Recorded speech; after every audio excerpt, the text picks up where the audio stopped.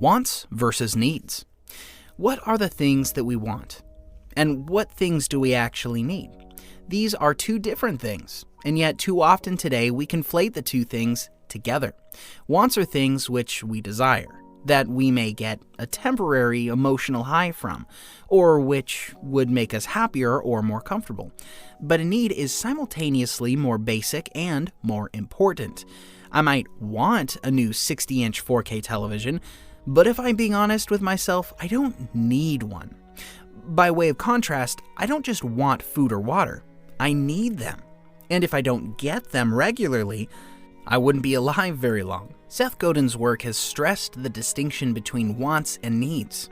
Marketers often confuse the two, but in order to successfully market a product, it is necessary to remember to distinguish between the two. Godin stresses that when a person's actual needs are fulfilled, they are left with their non-vital wants, and that often they begin to conceive of these wants as necessary needs. In this scenario, the individual who has a good job, a comfortable home, and enough money at the end of the week to pay all their bills often begins to take the satisfying of their needs for granted and begins to conceive of their wants as needs. They don't want a sun holiday next summer. They need it. Godin argues that if a business person or entrepreneur can fully understand this cycle, then he or she can tap into it and successfully market her or his product as something which individuals need. In this sense, a marketer can succeed by presenting something which is effectively a want as something which is a need. Modern marketing regularly features this.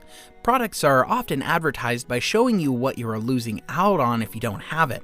The problem created by the lack of this product is then exaggerated before a solution is offered, namely being through acquiring the product. By this means, a want is transformed into a need.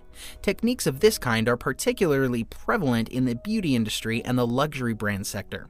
Every new generation of phones, for instance, is advertised by explaining what was defective about its forerunners, be it not having a powerful enough battery or not producing the best possible photos.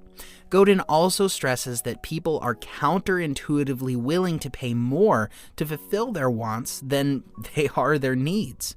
We are so used to having needs fulfilled in the modern world that we undervalue them, whereas wants are things which we are willing to spend money on to acquire.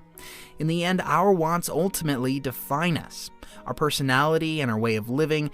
Consequently, targeting your marketing towards fulfilling somebody's wants rather than their needs should be the primary goal of the marketer. He or she is more likely to have a successful product if it appeals to people's wants, rather than what they need.